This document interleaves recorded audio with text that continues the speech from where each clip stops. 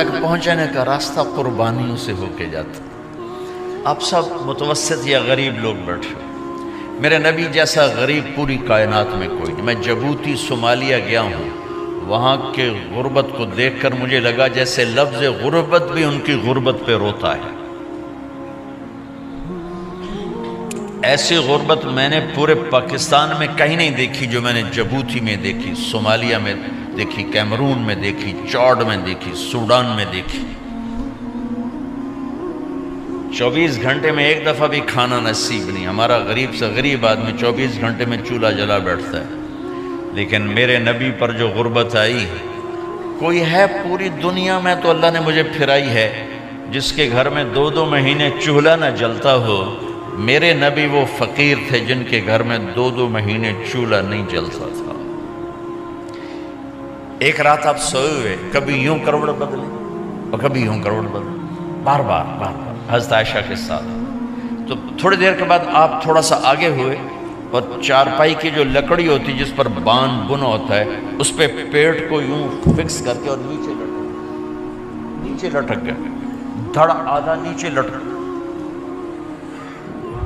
فَكَانَ قَابَ قَوْسَيْنِ أَوْ أَدْنَىٰ. واہ واہ واہ، کیا مقام ہے. قاب قوسین، اور کیا حالات سے گزر رہے ہیں کہ یوں آدھا دھڑ نیچے لٹک گیا. ام عائشہ اٹھ کے بیٹھ گئیں، یا رسول اللہ خیریت کیوں؟ آپ اٹھ کے بیٹھے، کہ عائشہ بھوک بہت لگی، بھوک بہت لگی. اس لیے پریشر دیا تاکہ وہ جو بھوک کی طلب ہے نا میدے میں اس کو پریس کیا. اس لیے پتھر باندھتے تھے کہ وہ پیچھے چلا جائے. اب مسجد میں تشریف فرما تھے، ایک صحابی نہ کر کہ یا رسول یہ دیکھیں کپڑا ہٹایا، یہ دیکھیں میں نے پیٹ پہ پتھر باندھا.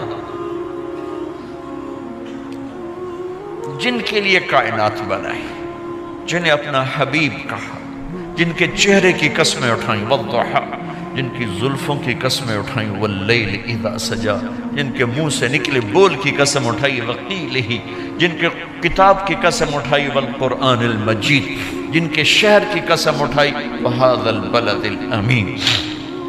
اتنی بڑی ہستی ہیں. آپ نے کہا ذرا ادھر دیکھو. آپ نے پیٹ سے کپڑا ہٹایا تو آپ نے 2 پتھر باندھے. دیکھو میں نے 2 باندھے. کوئی ایسا فقیر ہے دنیا میں؟ دکھاؤ. عائشہ بھوک بہت لگی تو اللہ کے تو حضرت عائشہ رونے لگی کہ یا رسول اللہ پھر آپ اللہ سے مانگتے کیوں نہیں؟ کہ عائشہ نہیں مانگوں گا، اسی بھوک میں اللہ سے ملاقات نہیں مانگوں. مجھ سے پہلے میرے جو بھائی آئے انبیاء وہ اسی فقر میں گئے، میں بھی اس فقر میں جاؤں گا. اپنے گھر میں یہ دکھ رکھا، اپنی اولاد کے ذبح ہونے کو قبول کیا تاکہ آئندہ آنے والی امت کا غریب طبقہ گلہ نہ کرے، شکوہ نہ کرے، حرام راستوں پہ نہ جائے، غلط راستوں پہ نہ جائے، اور مالدار فخر نہ کرے میں کوئی بڑا آدمی بن گیا ہوں، میری اتنی بڑی فیکٹری بن گئی ہے، میری اتنی بڑی کمائی ہو گئی ہے. یہ نہ یہ بڑائی کی چیز ہے نہ وہ چھوٹائی کی چیز ہے. جس سے اللہ راضی ہے وہ بڑا ہے، جس سے اللہ ناراض ہے وہ چھوٹا ہے، چاہے غریب ہے چاہے مالدار ہے. حضرت عائشہ فرماتی ہیں بیٹا 2 مہینے گزر جاتے تھے ہمارے گھر میں چولہا نہیں جلتا تھا، چولہا نہیں جلتا تھا، 2 ماہ گزر جاتے تھے.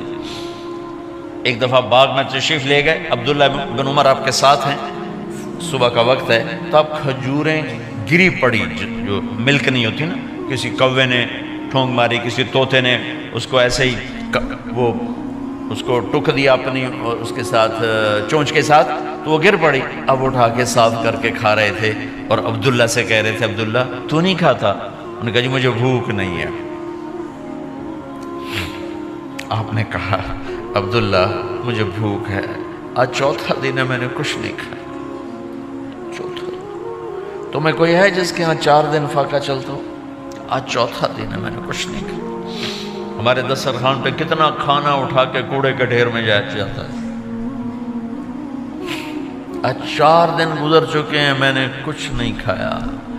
هذه صبح رابعة ما ذقت شيئا، آج چوتھی صبح میرے اوپر طلوع ہوئی ہے، ایک لقمہ نہیں کھایا۔ آپ مسجد میں بیٹھے تھے، کعب بن عجرہ آئے تو آپ کو دیکھ کر ایسے کہنے لگے یا رسول اللہ مالی اراکا متغیر اللون، یا رسول اللہ آپ کا چاند سا چہرہ چمکتا آج مرجھایا ہوا کیوں نظر آ رہا ہے؟ تو آپ نے یوں دیکھ اپنے پیٹ پہ یوں انگلی رکھ کر کہا ما دخل جوفی ما يدخل جوف ذاتک منذ ثلاث، کعب آج 3 دن گزر چکے ہیں، پیٹ میں ایک روٹی کا ذرہ داخل نہیں ہوا، ذرہ، لقمہ نہیں ذرہ، روٹی کا ایک ذرہ پیٹ میں داخل نہیں ہوا۔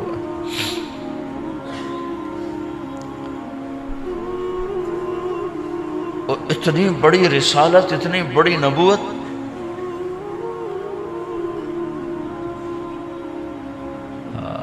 اپنی امت کے غریبوں کی تسلی کے لیے اور اپنی امت کے مالداروں کو سبق دینے کے لیے کہ اللہ رزق دے تو اپنی حیثیت نہ بھولو، اور اللہ نہ دے تو اپنے حبیب کی قربانی نہ بھولو۔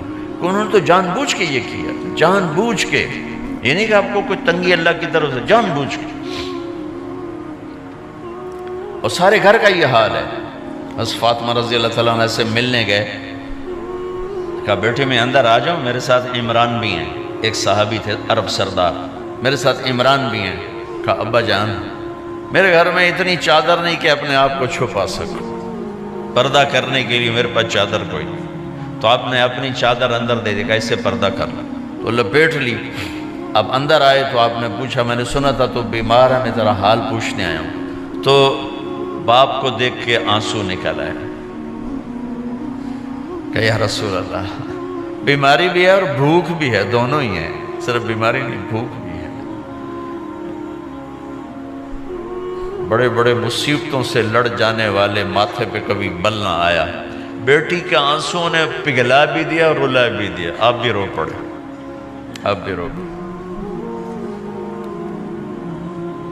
پھر کہا میری بیٹی نہ رو، والذی بعث اباک بالحق ما ذقت من 3 ایام ذواقا، آج تیسرا دن ہے میں نے ایک لقمہ نہیں کھایا، میں تیرے ساتھ۔ اور میری بیٹی میں تمہیں بتاؤں، میرے رب نے مجھے کہا تھا میرے حبیب اگر آپ چاہیں تو احد پہاڑ سونا بنا دو، 10 میل لمبا چوڑا ہے احد پہاڑ، 10 میل، میں احد پہاڑ سونا بنا دوں آپ کی خدمت میں پیش کروں؟ تو میں نے کہا نہیں یا اللہ مجھے نہیں چاہیے، میں ایک دن بھوکا رہوں گا، ایک دن کھانا کھاؤں گا۔ پھر فرمایا بیٹی کیا تجھے یہ عزت کافی نہیں ہے کہ اللہ نے تجھے جنت کی عورتوں کا سردار بنا دیا؟ یہ سرداری سونے چاندی میں تل کے نہیں ملی ہی، اوئے ہوئے ہوئے، میں قربان جاؤں۔ بھائیو اب سب ماشاءاللہ نوجوان نظر آ رہے ہو، تھوڑا وقت نکال کے اگر آپ پڑھے ہوئے ہو اپنے نبی کی زندگی پڑھا کرو، اپنے نبی کی زندگی پڑھا کرو، بڑا ایمان بھی بنے گا، حوصلہ بھی ملے۔ آپ حسن حسین کو کہتے تھے میری آنکھوں کی ٹھنڈک، میرے جگر کے ٹکڑے، میرے سینے کی ٹھنڈک، میرے لاڈلے، جنت کے چاند، جنت کے سردار، میرے 2 پھول، یہ سارے الفاظ حسن حسین کے لیے ہیں۔ اور ان کے بھوک کی وجہ سے رونے کی آواز سنتے تھے اور تڑپتے تھے، لیکن روٹی نہیں مانگی ان کے لیے، روٹی نہیں مانگی، کہ اپنی امت کے غریبوں کو تسلی دینی تھی کہ اگر میں فقیر بن کے جا رہا ہوں تو تمہارے اوپر بھی امتحان ہے، چند دن برداشت کرو۔ آپ نے فرمایا سب سے پہلے میں جنت میں داخل ہوں گا، سارے نبیوں پر جنت حرام ہے جب تک میں نہ چلا جاؤں، اور ساری امتوں پر جنت حرام ہے جب تک میری امت نہ چلی جائے، سب سے پہلے میں جنت میں داخل ہوں گا۔ وما یا فقراء المؤمنین، اور میرے ساتھ میری امت کے غریب لوگوں کی، میرے ساتھ میری امت کے غریب لوگ میرے ساتھ پہلے داخل ہوں گے۔ حضرت فاطمہ کے گھر میں فاقہ حد سے بڑھ گیا تو حضرت علی نے فرمایا کہ جاؤ اللہ کے نبی سے کچھ تو مانگ کے آؤ، کچھ تو پیٹ میں جائے۔ زندگی میں کبھی ایسا موقع نہیں آیا یہ ایک دفعہ اتنا فاقہ آیا کہ حضرت علی جیسی ہستی نے بھی کہا جاؤ، تو آپ تشریف لائیں اور دروازے پہ دستک دی تو اتنا پیار تھا۔ جب حضرت فاطمہ گھر میں داخل ہوتی، اللہ نے ہمیں اولاد کے ساتھ کیا سلوک کرنا ہے اللہ نے ہمیں اپنے نبی سے یہ بھی سکھایا۔ حضرت فاطمہ جب بھی گھر میں آتی، اور ساتھ ہی تو گھر تھا، دیوار سے دیوار ملی تھی، روز کا آنا جانا تھا، تو میرے نبی بیٹھے نہیں رہتے تھے، آؤ فاطمہ کیا حال ہے، کھڑے ہو جاتے اور تیزی سے آگے بڑھتے، دروازے پر ہی حضرت فاطمہ کا ہاتھ پکڑ لیتے، ہاتھ کا بوسہ لیتے، بوسہ لے کر ہاتھ پکڑے پکڑے بیٹی کو چارپائی پہ پہلے بٹھاتے، اس کے بعد خود بیٹھتے تھے۔ اکرموا اولادکم، میرے نبی نے کہا اولاد کو عزت دو، پھر وہ تمہیں عزت دیں گے۔ ہمارے ماحول میں اکثر ماں باپ نے اولاد پہ ڈنڈا ہی اٹھایا ہوتا ہے، پھر ان میں بغاوت پیدا ہو جاتی، پھر کہتے ہیں اولاد نافرمان ہے۔ آپ نے دستک دی تو کہنے لگے یہ تو فاطمہ کی دستک ہے، خیر تو ہے، پہلے تو کبھی اس وقت میں آئی نہیں۔ تو آپ نے ام ایمن سے کہا دروازہ کھولو۔ ام ایمن نے دروازہ کھولا تو آپ نے استقبال کیا، بٹھایا، پوچھا بیٹی کیا ہوا، اس وقت میں کیسے آئیں؟ کہا یا رسول اللہ بہت فقر ہے، بہت بھوک ہے، آپ کے پاس سنا کچھ مال آیا ہے، کچھ ہمیں بھی دے دیا جائے۔ اتنی صابر بیٹی زندگی میں ایک دفعہ بھوک کی شکایت لے کر آئیں، اور آگے باپ نے پھر پیپر لے لیا، پھر امتحان میں ڈال دیا۔ آپ نے کہا بیٹی میرے پاس 5 بکریاں کھڑی ہیں، دے دوں یا 5 دعائیں سکھا دوں؟ یہ بھی کوئی کتنا سخت موقع تھا، کتنا سخت موقع ہے کہ صبر کا پہاڑ بیٹی اتنی مجبور ہو کر آتی ہیں کہ یا رسول اللہ برا حال۔ تو میرے نبی کہتے بیٹی یہ بکریاں بھی لے جا، دعائیں بھی لے جا، دونوں جمع کر دیتے، یا دعائیں بعد میں سکھا دیتے، بکریاں دیتے، ایک تو دے دیتے، پر امت کے غریبوں کو تسلی دینی تھی، چونکہ امت میں اکثر طبقہ غریب ہوگا۔ تو آپ نے کہا بیٹی 5 بکریاں دوں یا 5 دعائیں دوں؟ تو وہ سمجھ گئیں اپنے باپ کے مزاج کو کہ ابا جان امتحان لے رہے ہیں، تو کہا ابا جان بکریاں چھوڑ دیں، مجھے دعائیں سکھا دیں، مجھے بکریاں نہیں چاہیے، بھوکے کی رات بھی گزر جاتی ہے اور بھوکے کا دن بھی ڈوب جاتا ہے۔ تو آپ کا چہرہ ایسے کھل گیا کہ میری بیٹی پاس ہو گئی۔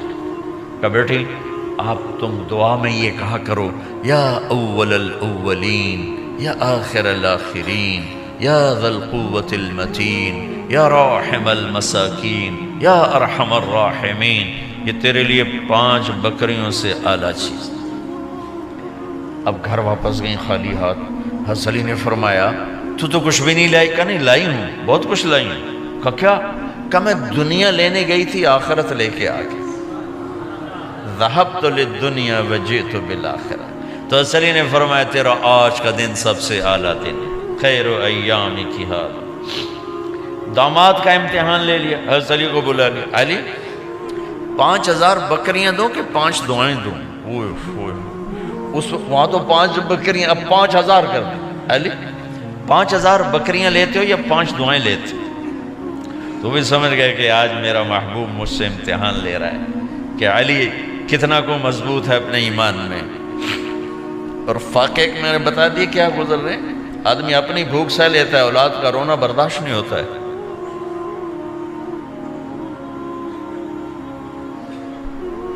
علی 5 دعائیں دوں کہ 5000 بکریاں؟ حضرت علی نے عرض کی یا رسول اللہ دعائیں سکھا دیں، بکریاں نہیں چاہیے۔ میرا نبی کا چہرہ کھل گیا کہ میرا داماد بھی پاس ہو گیا۔ علی تو یہ دعا مانگا کر روزانہ، اللہم اغفر لی ذنبی ووسع لی خلقی وبارک لی فی رزقی وقنعنی بما رزقتنی ولا تذهب قلبی الی شیء صرفتہ عنی۔ یہ 5 دعائیں تو مانگا کر، 5000 بکریوں سے زیادہ ہے۔ اللہم اغفر لی ذنبی، اللہ میرا گناہ معاف کر، وسع لی خلقی، میرے اخلاق عالی شان کر، بارک لی فی رزقی، میرے رزق میں برکت دے، قنعنی بما رزقتنی، مجھے لالچ سے نکال دے، مجھے لالچی نہ بنا، مجھے حریص نہ بنا، ولا تذهب قلبی الی شیء صرفتہ عنی، جو تو نے مجھے دیا نہیں اس کی میرے اندر سے طلب بھی ختم کر دے، مجھے اس کا طلبگار بھی نہ بنا، کہ یہ 5000 بکریوں سے زیادہ ہے۔